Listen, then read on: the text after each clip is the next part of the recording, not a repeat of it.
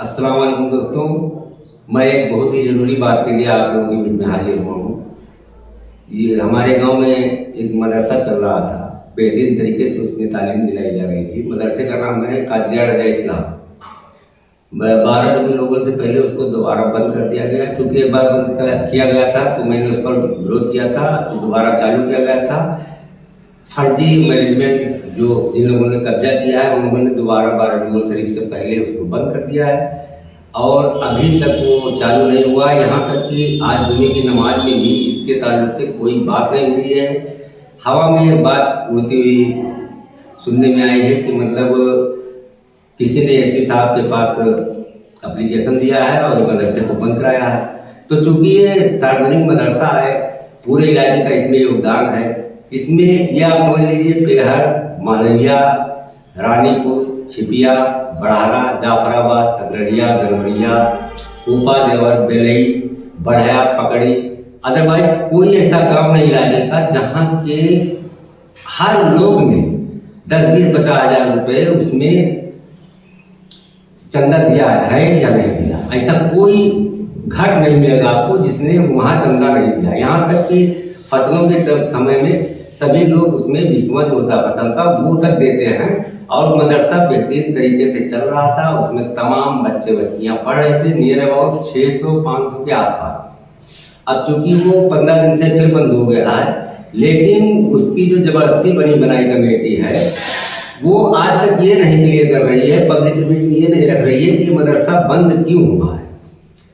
इनका चूंकि कब्जा करने का पुराना हिसाब है, यही ये लोग कर रहे हैं। ये सिर्फ कब्जे का हिसाब है, इसमें जो उलमा लोग पढ़ाते थे उनको मिसयूज किया जा रहा है। मैं बेहतरीन तरीके से जानता हूँ 2007 में जब मानव संसाधन विकास मंत्री कपिल सिब्बल हुआ करते थे और कांग्रेस की सरकार थी, तब कांग्रेस सरकार एक योजना लेकर आई थी जिस योजना का नाम था मदरसा आधुनिकीकरण।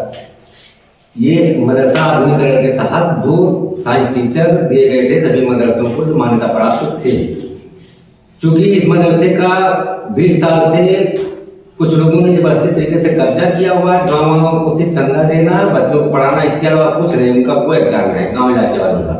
और वो लोग 20 साल के दरमियान अभी तक न उसको रजिस्ट्रेशन करवा पाए हैं, न उसका मान्यता करवा पाए हैं। इलीगल तरीके से चला रहे थे और अभी भी चला रहे हैं। अब चूंकि प्रशासन से कोई दबाव बना होगा, या मुझे तो सुनने में आ रहा है कि चूंकि मदरसा बेहतरीन तरीके से बन गया है, चारों तरफ से करोड़ों रुपए इलाके वालों ने चंदा दिया है, उससे बेहतरीन मदरसा बन गया है। अब सुनने में आया कि उसको ये लोग मैरिज हॉल बनाने के चक्कर में हैं। और चूंकि जमीन इन लोगों ने 40 साल पहले बेचा था गाँव वालों को और उसको बैनामा नहीं किया था। अब चूंकि जब जमीन उनके नाम से है तो स्कूल भी बंद हो गया, बंद कराया गया है।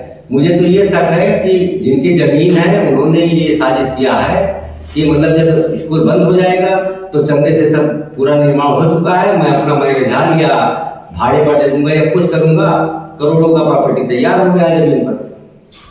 तो मैं इसको इसलिए पब्लिक के बीच में लाना चाहता हूँ कि चूंकि सबका पैसा लगा है और मदरसा जो होता है रहमतुल्लिल आलमीन का घर माना जाता है, उसमें मस्जिद बनाए, मस्जिद अल्लाह का घर माना जाता है। लेकिन ये लोग फर्जी तरीके से इन्होंने चूंकि पूर्व में एक मदरसा गिरा दिया है पेहर का ही, और उस पर वो लोग सिर्फ साजिशन मतलब काम करते हैं, फेस टू फेस आज तक नहीं आते हैं। मैं चैलेंज करता हूँ, चूंकि मेरा मदरसा था, मैं चैलेंज करता हूँ कि अगर उन लोग में हिम्मत है, मैं गुलाम हुसैन का लड़का हूँ, मैं जायज हूँ, ये मेरा चैलेंज है। मैं ऐसे चाहता हूँ अगर कोई जायज हो वो आकर खड़ा हो जाए। मेरा सिर्फ 3 सवाल है कि मदरसे को मैंने नहीं बनाया था, या मदरसे में को मैंने पैसा इनको नहीं दिया था, या इन्होंने खबरपत्र पर सिग्नेचर नहीं किया था।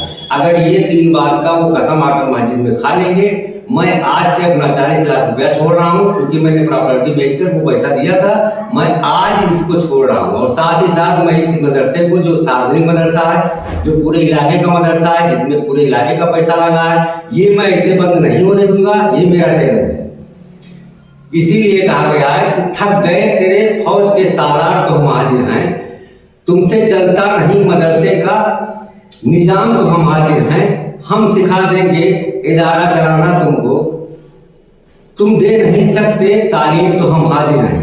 मैं इलाके वालों को ये चाहता हूँ कि इस मामले को ज़्यादा से ज़्यादा जानकारी मिले और इसको किसी भी तरीके से इसका मीटिंग होना चाहिए ताकि लोगों को सच्चाई पता चले कि ये प्रशासन के द्वारा बंद कराया गया है, अवैध है या वैध है, सही है या गलत है, बंद हुआ तो क्यों बंद हुआ, किसकी गलती है। मैं तो ये मानता हूँ 2007 में पहली गलती हुई थी, मौलाना गुलाम गौस को मिसयूज किया गया था, धमकी दिया गया था, ये क्या किया गया था वो अभी भी बाहयात है, उनसे पूछेगा कोई तो वो बता देंगे कि हकीकत क्या है। क्योंकि उस समय डॉक्टर मोहम्मद रफी इस स्कूल के मैनेजर मतलब सदर थे और उनसे चुपके से उस स्कूल की फाइल मौलाना गुलाम गौस के हाथों से मंगवाया गया।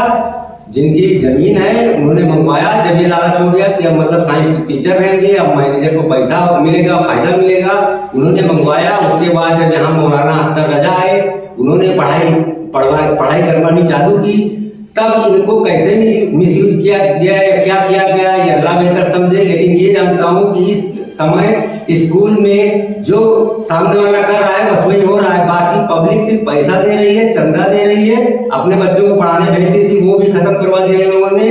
मुझे तो 100% शक है कि मौलाना अख्तर रजा को इस्तेमाल करके इसमें मैरिज हाल या अदरवाइज कुछ भी करके उन बेचारे की ये जो 10वीं-20वीं साल की मेहनत है, जो उन्होंने मेहनत और लगन से स्कूल को चलवाया, मिसयूज हुई है। तो चैनल है मेरा खुला फैसला है कि उनको मिसयूज किया गया है, उनको गलत इस्तेमाल किया गया है और अब उनकी भी रोजी रोटी पर संकट ला दिया गया है। क्योंकि अब वो मदरसा चालू नहीं हो पाएगा जिस तरीके से उन्होंने काम किया है, न उसका रजिस्ट्रेशन करवाया है, न उसका मान्यता कराया है, सिर्फ और सिर्फ जेब भी भरा है और उस पर जो निर्माण करा गया वही एक है।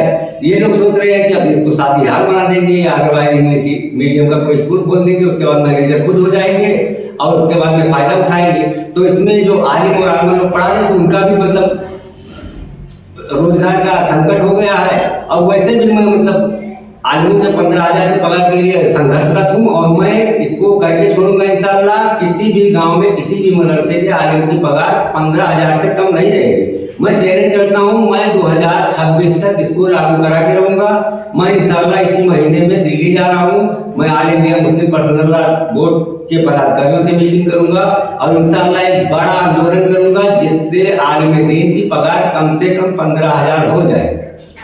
बस मैं ये चाहता हूँ कि लोग इस मामले को शेयर करें, सब्सक्राइब करें और गांव मोहल्लों में बात करें कि हम लोगों का, मैं ये चैलेंज करता हूँ भाई, कोई गरीब हो किसी भी गांव का हो, गरीब अमीर सबका 10-20-50 हजार रुपया कतई लगा है। करोड़ों का निर्माण ऐसे नहीं हो गया है, किसी के बाप ने अकेले नहीं इसमें कुछ किया है। मैं तो उन पत्नियों को ऐसे भी नहीं जानता हूँ तो किसी धार्मिक काम में किसी कौमी काम में वो आगे आएंगे। बस ये जानता हूँ कि कौम ने बढ़कर कर हिस्सा लिया, हिस्सा लेती रही है, उन्होंने इतना बड़ा निर्माण कराया है और अब ये लोग चाहते हैं कि मैं इसको कब्जा करूँ। तो ये इतना आसान नहीं है। और रही बात हमारे गांव में, तो हमारे गांव में कुछ लोग कहते हैं मतलब वही है कि बिल्ली के गले में घंटा कौन बांधेगा, कोई आगे आए कोई आगे आए, मैं पीछे चलूंगा, पीछे सब पीछे चलने के चक्कर में कोई आगे नहीं आ रहा। मैं आगे आ रहा हूँ तो लोग मेरे पीछे चलने को तैयार नहीं। मेरे पीछे कोई चले तो मैं अभी बता दूं कि कैसे क्या होता है। हर चीज का लीगल प्रोसेस होता है। कैसे ये उल्टा सीधा क्यों कर रहे हैं आपने जब 25 साल से मस्जिद और मदरसे को जबरदस्ती आवाम से ले लिया तो कम से कम उसका रजिस्ट्रेशन, उसका मान्यता तो करवाना ही चाहिए आपको ना। उसकी जो मतलब लीगल चीजें होती हैं उसको आपको पूरा करना चाहिए ना। ये बड़ा महल बना देने से और कुछ भी करने से इसका कोई मतलब नहीं होता है। लीगल प्रोसेस में आपको करना चाहिए ना, और करना पड़ेगा आपको। ये मेरा चैलेंज है। तो भाइयों आप लोगों से गुजारिश करता हूँ कि आप लोग इस मामले को संज्ञान में लें और इसको ध्यान दें कि ये ऐसा इतना बड़ा घोटाला, इतना बड़ा गेम क्यों चल रहा है। कौम के साथ कौम वैसे भी परेशान है इस वक्त में, और उसके ऊपर से ऐसे तमाम इदारों को कोई उधर कब्जा कर रहा है, कोई उधर कब्जा कर रहा है, कोई उधर कब्जा कर रहा है, अपने अपने तरीके से सब इस्तेमाल कर रहे हैं। तो भाइयों इस पर अल्लाह के वास्ते आप लोग इस पर ध्यान दें और एक मीटिंग तो होनी ही चाहिए कि क्यों बंद हो रहा कैसे हो रहा, इसका बहुत जरूरी है जानकारी हासिल करना। क्योंकि सभी का खून है शामिल यहाँ की मिट्टी में, किसी के बाप का हिंदुस्तान थोड़ी है। अस्सलाम वालेकुम।